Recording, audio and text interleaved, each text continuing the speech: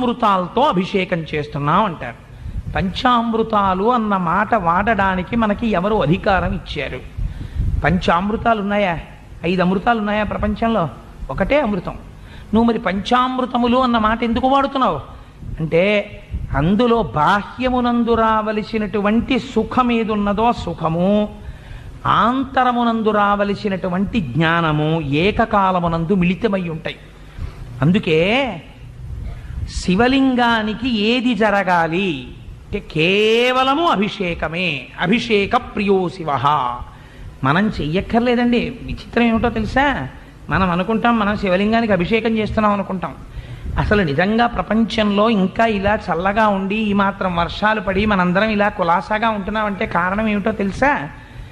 శివలింగానికి తనంత తానుగా ప్రతిరోజు అభిషేకం జరిగిపోతుంటుంది ఒక చోట. ఎక్కడో తెలుసా అండి? రుద్రాధ్యాయ ప్రారంభ